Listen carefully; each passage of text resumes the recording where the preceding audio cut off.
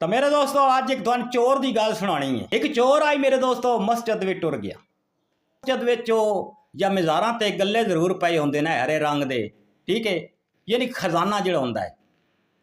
चोर ने बड़े तरीके किए मेरे दोस्तों। तुसीं भी मेरे दोस्तों जाते रहते हो मज़ारां ते या अल्लाह के घर जाते रहते हो, तो वह ना पहले सोटियां नाल पैसे कटदा रहा ना निकले, फिर सूइयां नाल कटदा रहा ना निकले। बड़े ही उन्हें मेरे दोस्तों तरीके किए कि किसी तरीके मैं पैसे कढ़ लवां। आई नशई मेरे दोस्तों, नशइयां कोल बड़े तरीके होंदे मेरे दोस्तों। एक तुहानू मज़ाहिया जी गल सुना देवां, विच ही आ गई हुण याद कि दिने इन्हां नशइयां कोलों टुरिया नहीं जाता, तो रात नूं 2.5 मन का गाडर इन्हां मोढे ते सटिया होया हुंदा ते दौड़ते जाते होंदे। इसी तरह मेरे दोस्तों जो थक रहा ना, बिल्कुल जिस वे बिल्कुल वो थक गया, यानी कि वह पैसे नहीं निकलते, उन्हें क्या काम किया, सिगरट पी रही है तो सिगरट का जो पिछे टोटा होंदा ना, उन्हें सुट दिता जिथों पैसे गले च पाई दिया। वो धुआं जो उठना शुरू हो गया, वो तो टुर गया। जोड़े वेखण वाले सन ना मेरे दोस्तों, उन्हें आख्या लै बई बड़ा मौजा हो गए कि अल्लाह के घर के गले के धुआं उठना शुरू हो गया।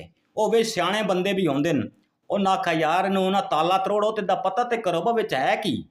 उन्हें जो ताला शाला तरोड़िया तो विचों मेरे दोस्तों उस खजाना जोड़ा ना अल्लाह के घर का, यह तो हाल है मेरे दोस्तों। भावें वो नशई आई या तो मुसलमान ही ना मेरे दोस्तों। तो उन्हें आख्या जी मौज का कोई नहीं है, ये किसी ने ये अग सुट्टी है। हुण उन्होंने तो नहीं सी पता सिगरट सुट्टी या के सुटिया।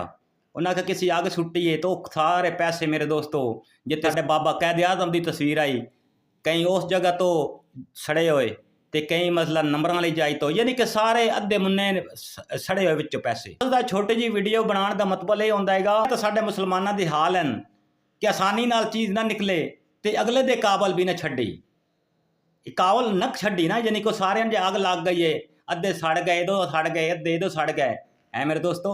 एक क्लिप भी तुसीं वेखियो सीगिया। सिर्फ गल करन दा मतलब ये है मेरे दोस्तों कि सानू एक सच्चा मुसलमान बनना चाहिए, एक इंसान बनना चाहिए। मुसलमान तो दूर की गल है, एक चंगा इंसान बन जाइए ना मेरे दोस्तों, उस तो वड्डी गल कोई नहीं की। अल्लाह सोने दे हवाले। अपना ढेर सारा ख्याल रखा है, दुआओं भी याद रखा है। अगर वीडियो पसंद लगे तो चैनल नू लाइक सबसक्राइब जरूर कर दे। अल्लाह हाफिज़।